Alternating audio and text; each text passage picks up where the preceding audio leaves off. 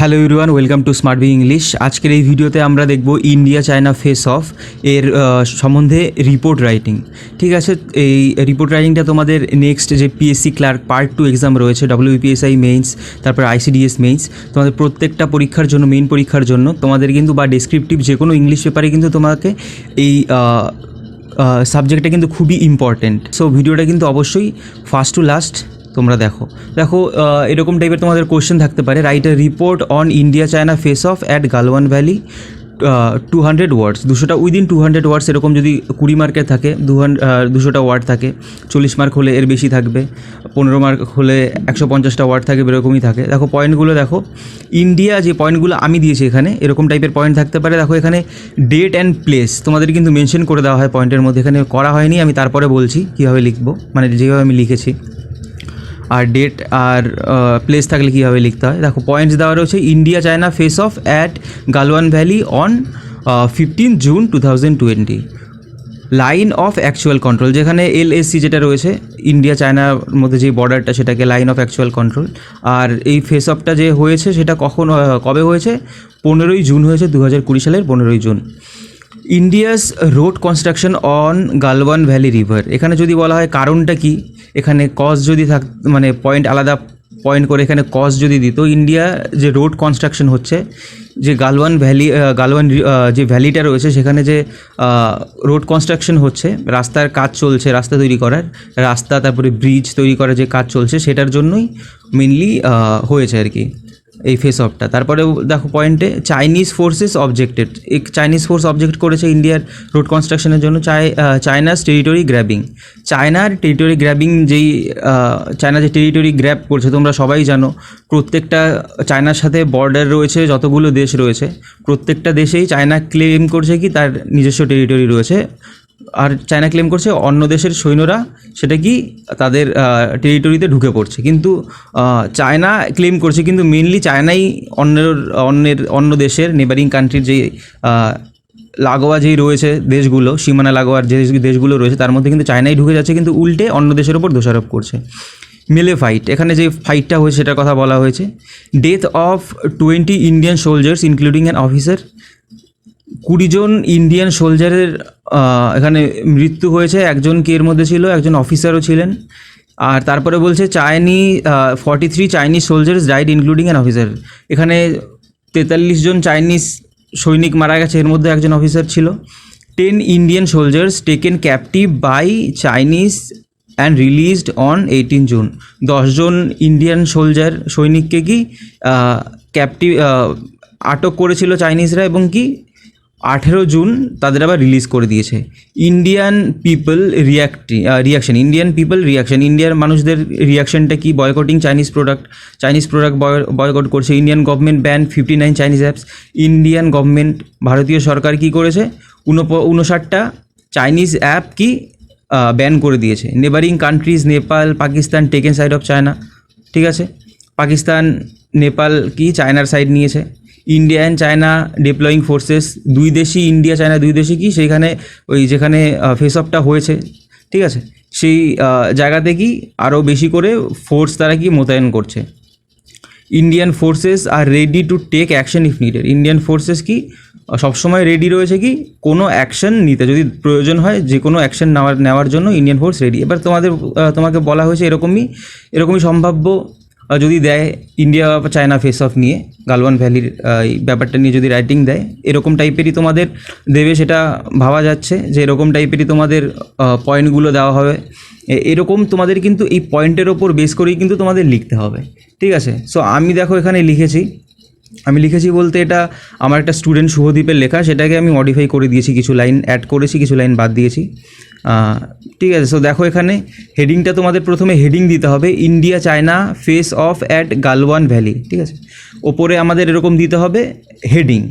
আর আমরা কি করতে পারি, প্রথম ইনিশিয়াল যে লেটারগুলো রয়েছে এরকম ইন্ডিয়ার I, চায়নার C, ফেসের F, এগুলো আমরা শুধু ক্যাপিটাল রাখতে পারি, ক্যাপসে রাখতে পারি, আর বাদবাকি যে লেটারগুলো রয়েছে এগুলো আমরা স্মল করতে পারি, বা প্রত্যেকটা লেটারই আমরা কি ক্যাপসে লিখতে পারি। যদি প্রত্যেকটা লেটার ক্যাপসে লিখি তাহলে কিন্তু প্রত্যেকটাই লিখতে হবে, একটা ওয়ার্ড বা দুটো ওয়ার্ড না। আর যদি ইনিশিয়াল লেটারগুলো যদি আমরা ক্যাপসে লিখি তাহলে আই, চায়না, এফ এগুলো লিখবো, কিন্তু দেখো এখানে অ্যাট রয়েছে যেরকম প্রিপোজিশন, তারপরে আর্টিকেল, প্রিপোজিশন, এগুলো কিন্তু এগুলোর ইনিশিয়াল লেটার কিন্তু তখন ক্যাপিটাল হয় না, এগুলো কিন্তু সবসময় স্মলেই থাকে। সো দেখো তারপর এখানে আওয়ার স্পেশাল করেসপন্ডেন্ট লিখতে পারো, বা এরকমভাবে বাই আ স্টাফ রিপোর্টার লিখতে পারো, যেরকম আমি লিখেছি। আর এখানে দেখো আমি যে ডেটটা দিয়েছি 1 জুলাই 2020, কারণ কি দেখো এখানে তোমরা যদি দেখো গালওয়ান ভ্যালি যে ফেস অফটা হয়েছে সেটা কিন্তু হয়েছে 15ই জুন, ঠিক আছে, হয়েছে 15ই জুন, কিন্তু ইন্ডিয়ান গভর্নমেন্ট যে ব্যান করেছে চাইনিজ অ্যাপগুলো, সেগুলো ব্যান করেছে কিন্তু আরও অনেক পরে, ঠিক আছে। ঠিক ডেটটা আমার মনে নেই, 26, 27, 28 এরকম ডেটেই হয়তো হবে জুনের। এবার তার জন্য কিন্তু আমি এখানে 1 জুলাই লিখেছি। তোমাদের কিন্তু এখানে পরীক্ষায় যখন তোমাদের পয়েন্ট দিয়ে দেবে, তোমাদের কিন্তু নির্দিষ্ট একটা পয়েন্ট, মানে পয়েন্ট বলছি কেন, ডেটটা, পয়েন্টের মধ্যে ডেটটা কিন্তু নির্দিষ্ট একটা ডেট দিয়ে দেবে। যদি এখানে যেরকম 15ই জুন রয়েছে, যদি ডেটটা এখানে দেওয়া থাকতো 15ই জুন, আর যদি প্লেসটা দেওয়া থাকতো, সেই প্লেসটা লিখতে এখানে, সেই প্লেসটা প্রথমে লিখতে, ঠিক আছে। আর তারপরে যেই ডেটটা এখানে দেওয়া থাকতো, যদি 15ই জুন দেওয়া থাকতো তাহলে আমাদের কি 16ই জুন লিখতে হতো। এখানে দেখো প্লেস আমি যেখানে লিখেছি, এখানে কিন্তু প্লেস আর টাইমটা কিন্তু এখানে উল্লেখ করে দেওয়া আমি দিইনি। যদি পরীক্ষার মধ্যে এরকম দিয়ে দেয়, তোমরা কিন্তু সেরকম যেখানে প্রথমে এখানে কিন্তু যে প্লেসটা এবং তারপরে পরের দিয়ে যেই ডেটটা দেওয়া থাকবে তার পরের ডেটটা তোমরা দিয়ে এরকম কোলন দিয়ে লেখা কিন্তু শুরু করবে। রিপোর্ট রাইটিং লেখার কিন্তু এটাই স্ট্রাকচার, এইভাবেই কিন্তু লিখতে হয়, অন্য কোনো রকম কিছু কিন্তু করা যাবে না। এর তলায় দায়ও দেওয়া যাবে না, অন্য কোনো রকম কিছু করা যাবে না, বা এখানে এখানে তুমি ইচ্ছা করলে এখানে কিন্তু হাইফেন দিতে পারো না। এখানে কিন্তু তোমার এই কোলনটা দিয়ে কিন্তু এরকম পুরো এখান থেকে শুরু করতে হবে, আবার নিচের থেকেও কিন্তু শুরু করতে পারবে না, তাহলে কিন্তু কেটে দেবে, ঠিক আছে।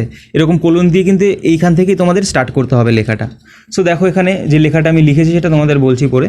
আ remarkable face off occurred between Indian and Chinese forces at Galwan valley on 25 June.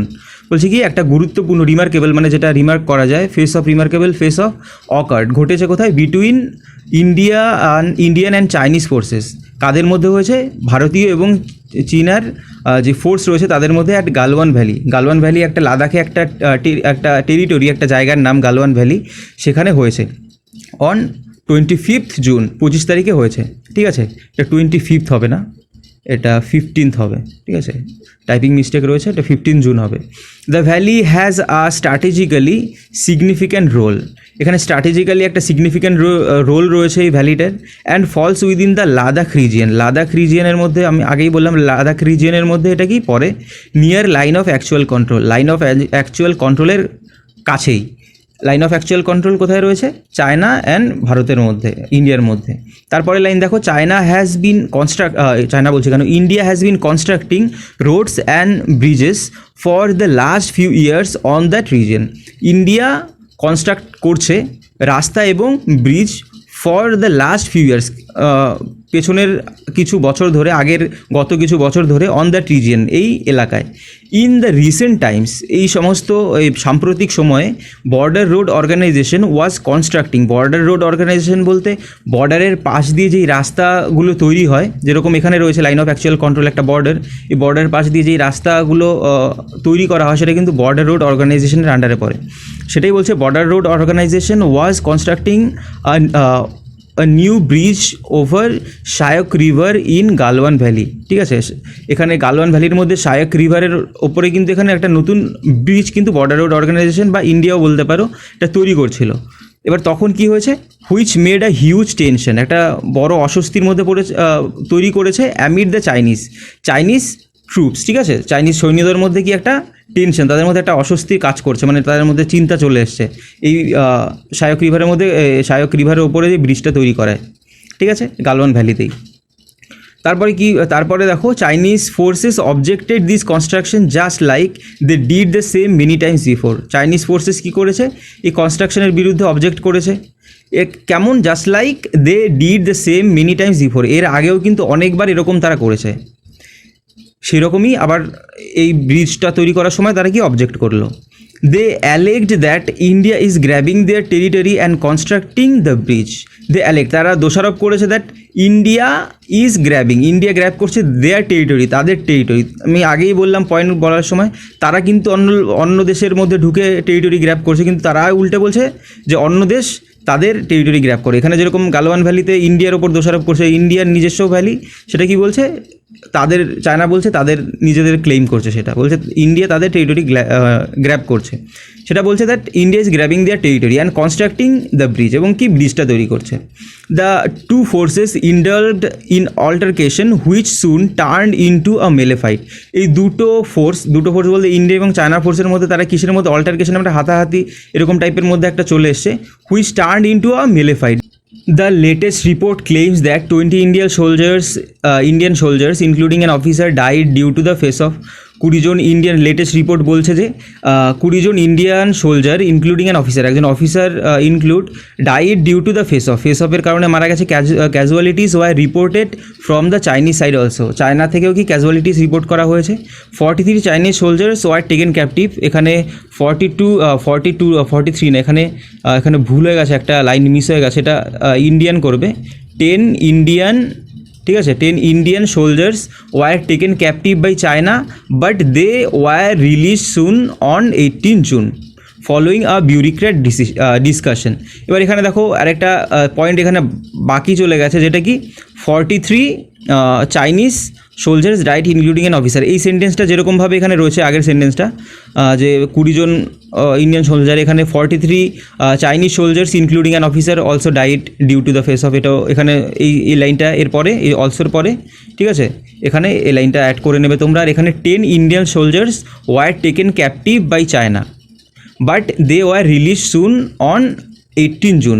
China কী করেছিল, 10 জন ইন্ডিয়ান সোলজার ক্যাপটিভ করেছিল, তাদের আটকে রেখেছিল, এবং কি খুবই শীঘ্রই 18 তারিখে কিন্তু তারা আবার কি বিউরিক্র্যাট ডিসকাশনের পরে তারা কিন্তু তারপরে তাদের ছেড়ে দিয়েছে। The Chinese attack ব্রট an outrage among the Indians, Chinese যে অ্যাটাক করেছে সেই চাইনিজ অ্যাটাক, তা ওইখানে তাদের কিন্তু Chinese attack ব্রট an outrage among the Indians যে জনগণ রয়েছে তাদের মধ্যে একটা কিন্তু উত্তেজনাপূর্ণ একটা মানে ভাবনা চলে এসেছে মানুষের মধ্যে, ঠিক আছে, চাইনিজ যে অ্যাটাক করেছে গালওয়ান ভ্যালিতে। তারপরে বলছে a nationwide call for boycotting the Chinese products is being propagated. এখানে কি আর ন্যাশন ওয়াইড, সারা দেশ জুড়ে চাইনিজ প্রোডাক্ট বয়কটের একটা কিন্তু যেই প্রোপাগেশন যে একটা রয়েছে সেটা কিন্তু চলছে। The Indian government has banned 59 Chinese apps due to the security reason. কিছু সিকিউরিটি রিজনের জন্য ইন্ডিয়ান গভর্নমেন্ট কী করেছে, 59টা চাইনিজ অ্যাপ কিন্তু এখানে ব্যান করে দিয়েছে। Nepal and Pakistan, the two neighbouring countries of India have taken the side of China. Nepal এবং পাকিস্তান দুটো যে প্রতিবেশী দেশ ইন্ডিয়ার, তারা কি চায়নার সাইড নিয়েছে, চায়নার পক্ষ নিয়েছে। Both India and China deploying large forces and deadly weapons in the controversial area. India এবং চায়না দুই দেশই কী করছে, তাদের ফোর্সেস এবং কি মারণাত্মক যে অস্ত্র সেগুলো কি কন্ট্রোভার্সিয়াল যে এরিয়াটা রয়েছে সেই এরিয়াগুলো রয়েছে, এরিয়াস যে রয়েছে তার মধ্যে কি তারা কিন্তু সেখানে মোতায়েন করছে ফোর্সেস এবং deadly weapons. The Indian government has made a strong statement that the Indian forces are always ready to take action. Indian government has made a strong statement একটা দিয়েছে ইন্ডিয়ান গভর্নমেন্ট, দ্যাট যে কি the Indian forces are always ready to take any action if needed. Indian ফোর্সেসরা সবসময় প্রস্তুত রয়েছে কি যে কোনো অ্যাকশন নেওয়ার জন্য যদি প্রয়োজন পড়ে। And any kind of attack from China will be retaliated firmly. এবং চায়না যদি আবার অ্যাটাক করে তাহলে কি তার জবাব দেবে কি খুব দৃঢ় হবে, ইন্ডিয়ান ফোর্স কিন্তু সেটার জবাব দেবে, সেটা এখানে বলা হয়েছে। সো এখানে মাঝখানে যে লাইনটা বাকি বললাম তোমাদের বাদ পড়ে গেছে, সেটা কিন্তু তোমরা লিখে নিতে পারো। আর এটা যদি দরকার পড়ে তোমরা স্ক্রিনশট তুলে নিয়ে খাতায় লিখে রাখতে পারো। আর তোমরা যদি ওয়েস্ট বেঙ্গল পুলিশের এসআইয়ের মেইন এক্সাম, তারপরে পিএসসি ক্লার্কের পার্ট 2 ICDS মেইনস, এই পরীক্ষার জন্য যদি মেইনসের প্রিপারেশনের জন্য যদি তোমরা ভর্তি হতে চাও আলাদাভাবে, যেখানে আমি ক্লাস করাচ্ছি, আরও পিএসসি ক্লার্কের এখানে 25 জনের মতো স্টুডেন্ট রয়েছে, তোমরা যদি ভর্তি হতে চাও ভর্তি হতে পারো। যেখানে তোমাদের এখনও দেখো টাইমটাও ধরতে গেলে পিএসসি ক্লার্কের জন্য প্রায় 2.5 মাস বা 3 মাসের মতো টাইম আছে।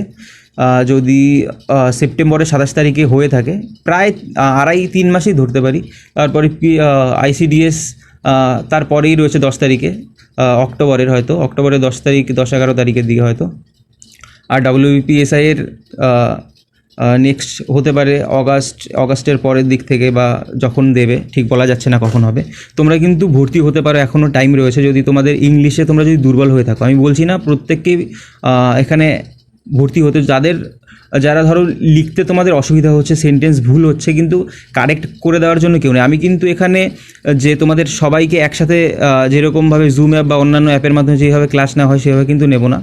আমি কিন্তু তোমাদের হোমওয়ার্ক দেবো, সেটা তোমরা করবে। আমি তারপরে ফোন করে তোমাদের ইন্ডিভিজুয়ালি ক্লাস করা হবে, এই না যে সবাইকে একসাথে।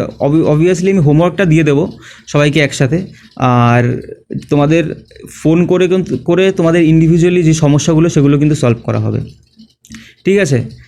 দেখো, রিপোর্ট রাইটিংয়ের ক্লাস হবে, সামারি, প্রেসি, তারপরে ট্রান্সলেশন যা যা আছে। যদি তোমার যদি ইংলিশ গ্রামারেও তুমি একটুখানি উইক থাকো, সেখান থেকে শুরু করা হবে। আর যদি গ্রামারটা তোমাদের ঠিক থাকে তাহলে রিপোর্ট, সামারি, ট্রান্সলেশন এগুলোই করানো হবে। তোমরা এই নাম্বারে কল করতে পারো বিস্তারিত কথা বলার জন্য, 9064713611 এই নাম্বারে।